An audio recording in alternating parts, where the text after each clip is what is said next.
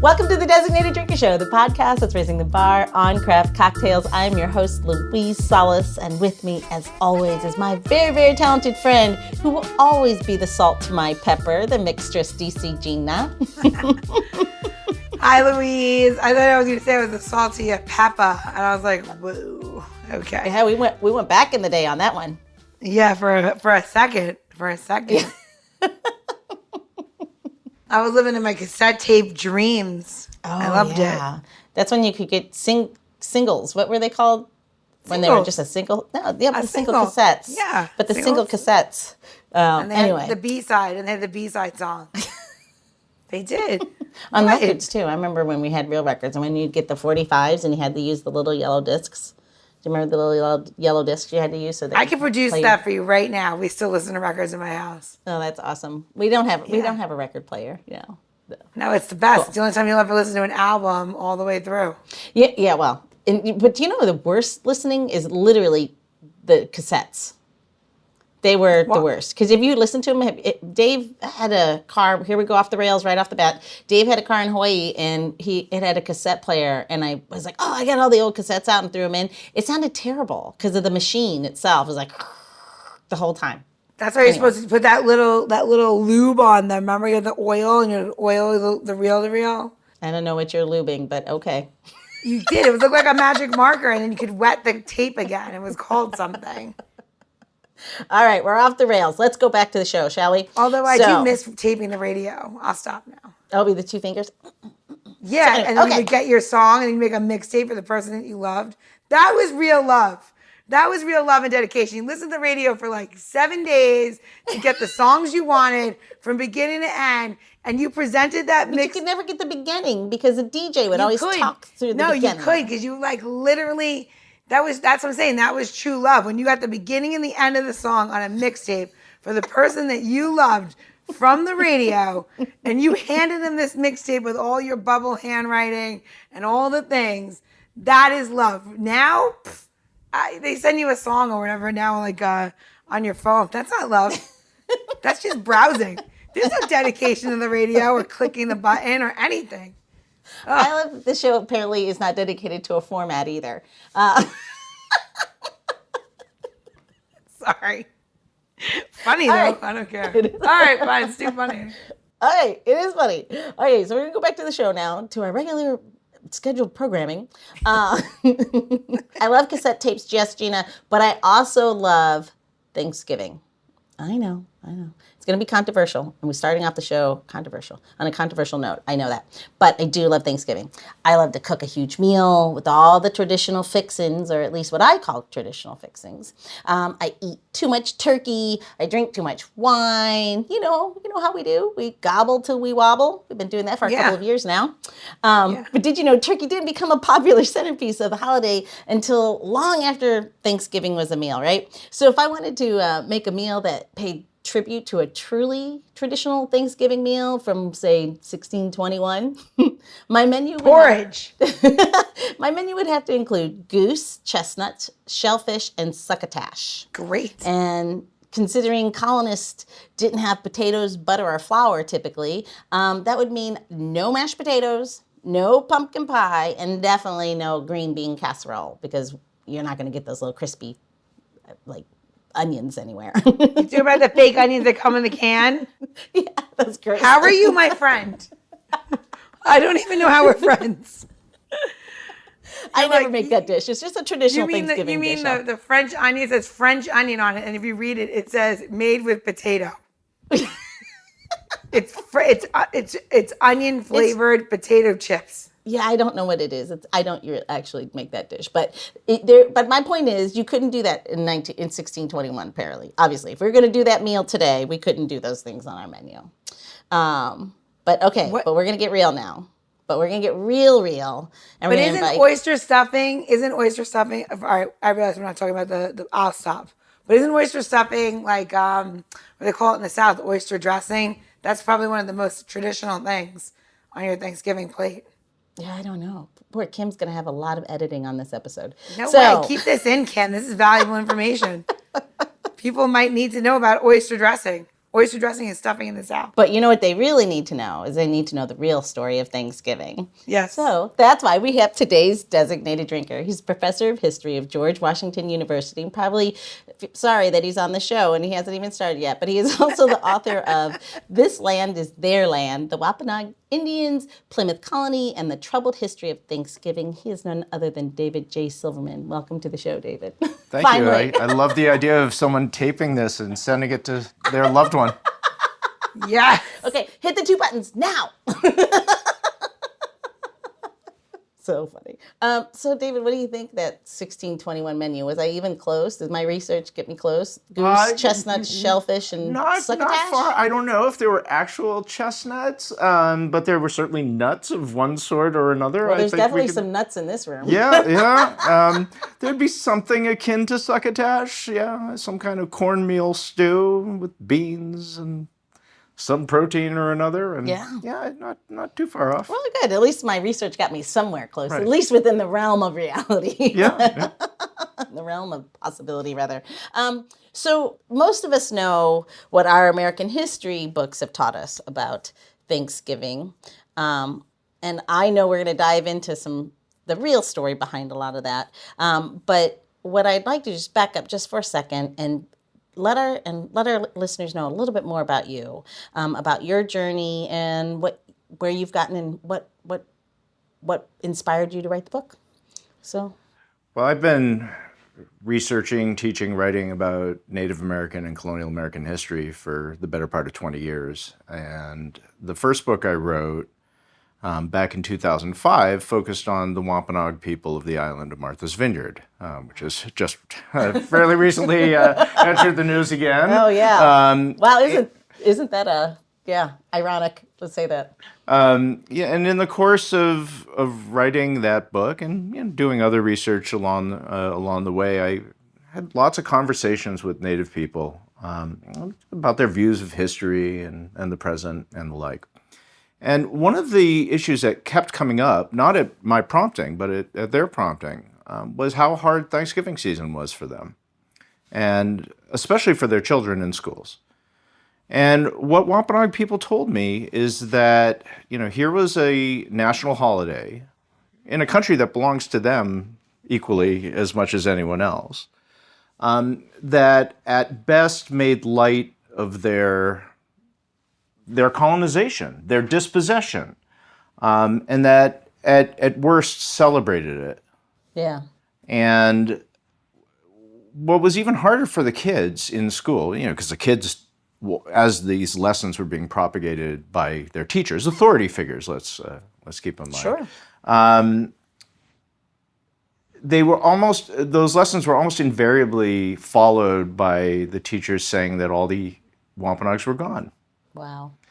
And yet there are right Wampanoag kids sitting right in front of them. And Yeah. the teachers couldn't recognize them as Wampanoags because they didn't look like whatever the stereotype in the teacher's head was of a Wampanoag from, the 1400s. And so, I thought long and hard about that over the years. And it occurred to me as the 400th anniversary of Plymouth's founding was coming upon us that this was a rare opportunity for me to reach the public with what I know well. Anniversaries have this way of focusing the public's attention on historical events. I could write the same book 5 years later or 5 years earlier, it wouldn't have the same resonance. But it seemed to me to be an opportunity that I shouldn't miss. Wow. Is there a reason why you ended up with just looking at Native Americans, or just so happened? I mean, how did you get to hone into that space, or into that those peoples? I was always interested in peoples whose voices and experiences were underrepresented in history from my college days, and probably from even before that. But as I was getting more educated in history and deciding to become a professional historian, what I realized is that the population in colonial American history who was really underrepresented, and there's lots of them, by the way, let's keep in mind, but that population was Native people, who, after all, were here first, and were most of the people throughout most of colonial American history. And for that matter, they controlled the vast majority of the continent well into the 19th century. And so it seemed to me that their experiences, their stories should be much more centered in our tellings of American history. I've dedicated my career to telling those stories. It's quite the undertaking. Obviously, I mean, I can't even imagine It shouldn't be controversial, right? But to tell the truth, to tell a real truth, or another. I mean, every history is written by the winner. Is that what that is? And the victor. I can imagine it's come with some pushback. At two different levels. So one level might not be totally expected. Though most Native people that I know want to see their history represented in mainstream U.S. history curriculum, they're also uncomfortable with non-Native people telling it. Sure. Because that in and of itself is a product of colonialism. I am interested in them because my country colonized them and made them my countrymen and women. Yeah. So I'm always cognizant of that. I don't subscribe to the idea that you have to descend from the people you write about. We have people who study French history who aren't French. We have people who study British history who aren't British. Same principle applies to Native American history, but I understand the dynamic. But what you were alluding to is that a sizable portion, not only of the American public, but people around the world and people throughout history have thought that the purpose of a history education is to create little patriots for whatever nation, tribe, religion that they're a part of. The idea that a history education should teach you to be critical of the society in which you live is a very modern notion. And the pushback that we're seeing today is actually more consistent with the way humans have behaved throughout time than not. Yeah. We have come to take for granted over really only since the 1960s that a history education should teach you to be critical of your country and to understand its past warts and all. That principle really upsets a lot of people. Sure, absolutely. Absolutely. Especially, I mean, if you think about, if you're talking about in the 1960s, and even, I mean, I can't even say that. I would say even currently, I'd have to speak to my own space, that we see it today. We see people pushing back really hard on and nearly refusing to allow for any other thinking to come into place. Yeah, it's a constant back and forth. And so I'm always aware of that in telling this type of history too. Do you see that in your academic space? Is there openness? Is there a? I don't experience it in my academic space, but I'm the fortunate beneficiary of teaching at a private university in the District of Columbia. Yeah. My colleagues who are at state universities in red states are right now under the gun by the legislatures of those states. They're threatening to fine the universities and sometimes fire the professors if they dare to talk about race. And yet, I would contend, and this book certainly touches on the subject, you can't understand the history of the United States and its colonial predecessors without race being front and center. No. It's one of the fundamental characteristics of our nation. Still to this day. To this day. Yeah, absolutely. Absolutely. It's just crazy to me to think that we're still at a point that we can't pull back those layers and actually look at what really is there. And to say to the point that we literally just can put blinders on and you're just not going to be able to talk about it. It feels so World War II. It feels so like it's definitely the opposite of progression. Well, I think what you're seeing, it's a very shrill response to serious progress that's been made since the 1960s. Yeah. That's what this is. And, the question is, are we going to continue with that progress, or are we going to turn back the clock, to an era of, segregation and history serving as propaganda, and people who aren't white, wealthy, and well-positioned, not seeing themselves in their own country's history. I certainly don't want to live in a society like that. Yeah, exactly. Well, we see that on the women's front right now. 100%. Yeah, that's going back 1960, literally. It's crazy. Wow. Wow, that went from cassette tape too upsetting, too racist, and very quickly, minutes. Well, it explains Thanksgiving. I mean, like, it is interesting that you're not advocating that we don't celebrate Thanksgiving. I love Thanksgiving. I'm not advocating whatsoever that we not celebrate Thanksgiving. What I do suggest in the book, though, is that this sugar-coated fairy tale that we've been propagating, especially in elementary schools, really since the late 19th and early 20th century, is patently false and doesn't need to be attached to the holiday. Yeah. True. That's it. My argument as relates to the holiday is as simple as that. It's a false history. Let's not propagate a false history, but we can still get together with family and friends and offer thanks for what's good in our lives. Yeah. Stop there. I think that's, it's interesting that not having children, I don't know that I don't ever remember tying it to a historical space once I got out of like elementary school. But my belief in it, but my belief in it is based there. Like, or my understanding of it is there. It's not. I don't know that I've done it in my own personal celebration or being observant of the holiday, which really does mean a lot of food and a lot of wine in my house, which is just being celebratory and being with friends and family. Right, but if you drive around with your eyes open to it, Yeah. you'll see decorations on front lawns and storefronts of happy pilgrims and Indians making friends with each other. It's funny, as you've been talking about this, I can see the cutouts, the paper cutouts from elementary school. And they had the little Indian boy and girl, and they had the little pilgrims. As you're talking, it's exactly what's coming back in I remember those cutouts I'd put out every year. Right. I'm happy that you slaughtered my family, yeah. So, it's just crazy to me. I'm just trying to think, like, is Thanksgiving like that in New York? Like, I feel like in New York, Thanksgiving is all about the parade. It's even fucking worse. We don't even care. Everyone's like, growing up in New York, it was always about the Macy's Day Parade.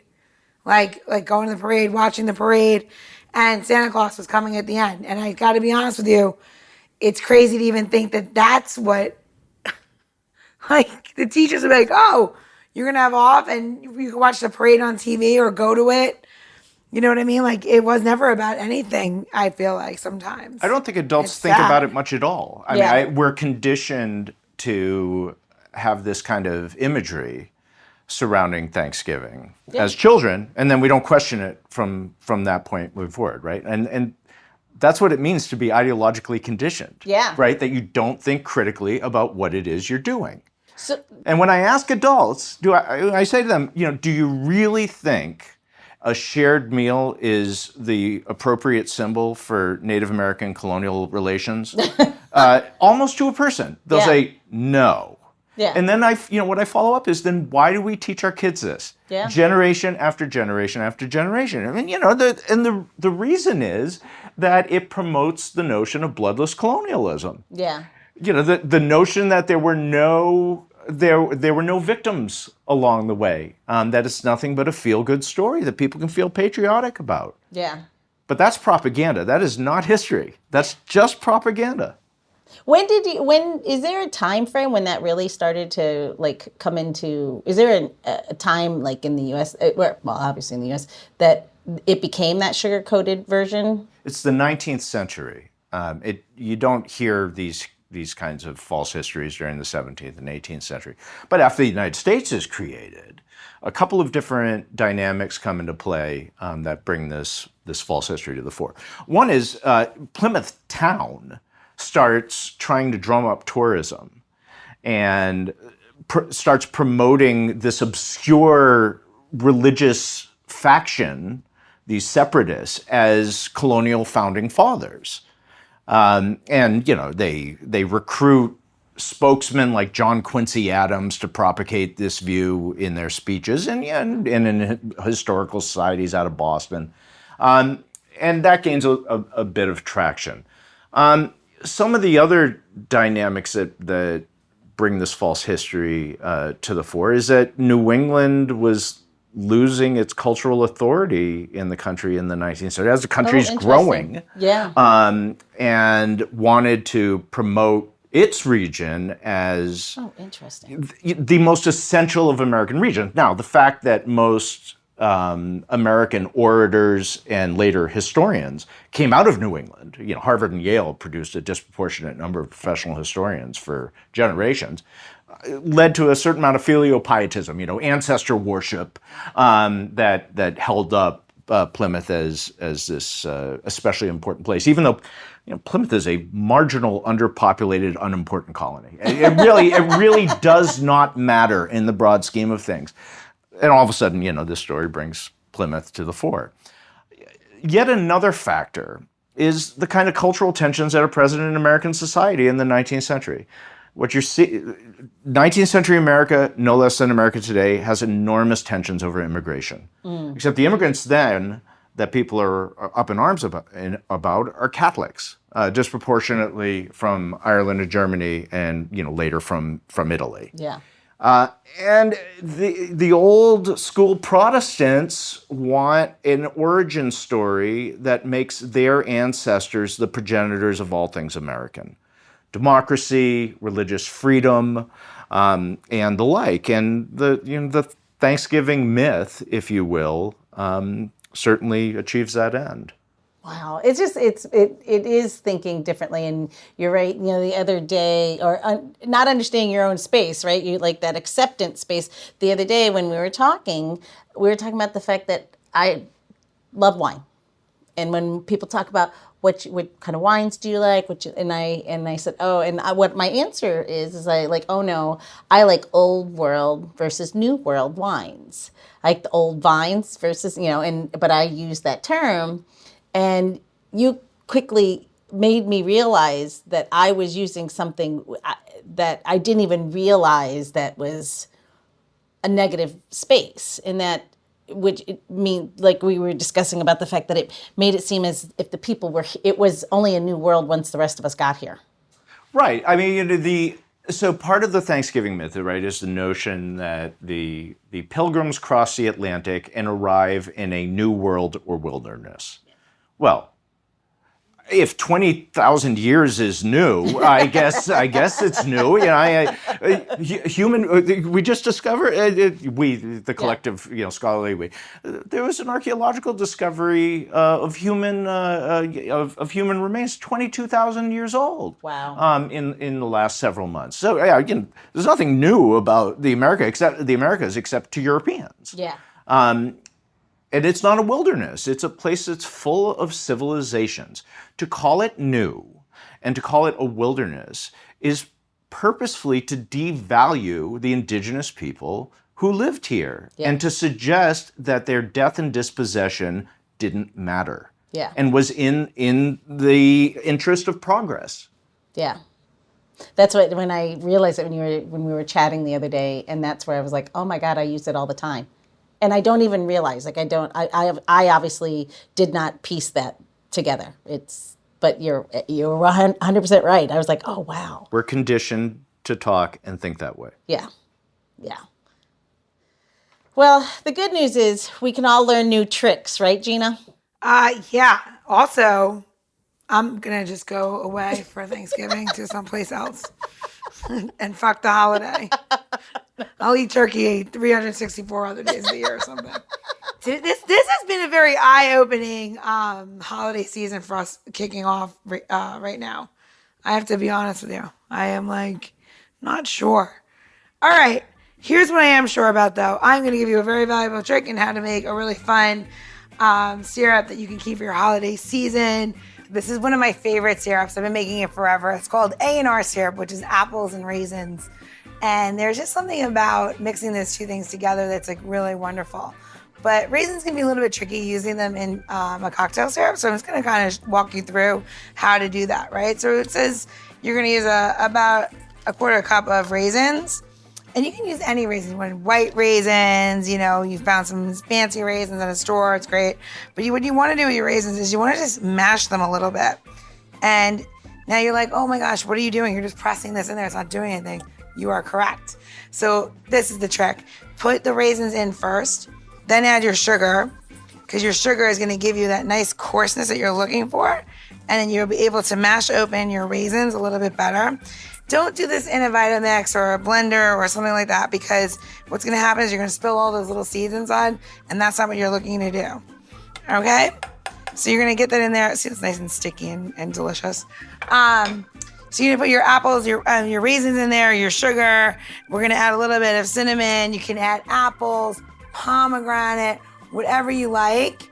But here is my favorite other little part of this. Apples, raisins, pomegranates, all of it goes so well with beer. And all beers that you like to drink, dark beers, light beers, it's kind of really personal. So today we're going to use a little Pilsner locally here in Washington, D.C. So we're going to pour that in, about a cup. So basically, you're making a simple syrup with beer. And for all you hop heads out there, something that's super great is using anything with like a nice citra hop to it, and just use it in place of water. So if you want to make a beer syrup, it's just 1-to-1 ratio, beer to sugar. And don't leave it too long in your refrigerator, otherwise you'll be making a new version of beer. All right, so now you have everything in here. So what you're gonna do is you're gonna put this over a medium heat for about, 15-ish minutes. You're gonna keep stirring. Beer loves to implode a little bit over on the stove, so stirring is the trick, and you'll be left with this beautiful syrup. Now, I put this in the recipe, but realize what you need to do. When you strain, you're gonna leave this on your stove, and when it comes to room temperature, then you strain this syrup. Leave it covered, room temperature. Don't work with hot syrup. We're not trying to do that this holiday season. So catch me on the other side for the cocktail. Okay, that is my tip for the day. All right, and where are they going to go get that tip? You're gonna go to designateddrinker.show for that tip, trick, and how-to, or you can follow us on Instagram at designateddrinker, and you can watch it for yourself. Exactly. And you can even DM us and get direct hits right to Gina. You can slide into my DMs with questions about your holiday cocktails. So Gina, that was really, really easy. And you said definitely let it rest on the stove. Rest so that it covered. Yeah, covered. Covered, rest, room temperature, then strain. Yeah, because you don't want to put it away hot, right? We don't want to put it away hot, but more importantly, you want to give it time to let the apples seep out the rest of their sugar. And it doesn't happen in the cooking process, it happens after. That's why apple pie is really good out of the oven, but then when it sits for a day or something and rests and you cut into it and it's thicker, it's only because the sugars have let out. Gotcha. So it makes it really, really yummy. Yum. Perfect. Not even a day, half a day. All right. So like Gina said, go to designateddrinker.show to get the tips, tricks, and how-tos. Hit us up on Instagram, or you can even scroll down into your episode notes and we'll have all the links to those things. And we'll make sure that there's a link to David's book, and so you can get it hot in your hands, right off the press, just like that hot apple pie. All right. Well, now I'm not sure if that's American either, so we'll move on. Thank God my father is from Italy. I don't have to claim nothing. All right, so this brings us to the end of part 1 with David J. Silverman, professor of history at George Washington University and the author of This Land is Their Land, The Wampanoag Indians, Plymouth Colony, and the Troubled History of Thanksgiving. But I know if you're anything like Gina or me, one round is never enough. So go top off that drink and get ready for part 2 of this episode as we continue our boozy banter, and Gina shares a delicious cocktail recipe that we all know you'll be thankful for. The Designated Drinker Show is produced by Missing Link, a podcast media company that is dedicated to connecting people to intelligent, engaging, and informative content. Also in the Missing Link lineup of podcasts is Rodger That, a podcast dedicated to guiding you through the haze of dementia, led by skilled caregivers Bobbi and Mike Carducci. Now, if you're looking for a whole new way to enjoy the theater, check out Between Acts, an immersive audio theater podcast experience. Each episode takes you on a spellbinding journey through the works of newfound playwrights, from dramas to comedies and everything in between. Find Missing Link's League of Podcasts on Apple Podcasts, Spotify, or wherever you find your podcasts. Please don't forget to subscribe, download, and review the shows. Your review helps our shows reach new audiences. To find out more about Missing Link, visit missinglink.company. That's missinglink.company.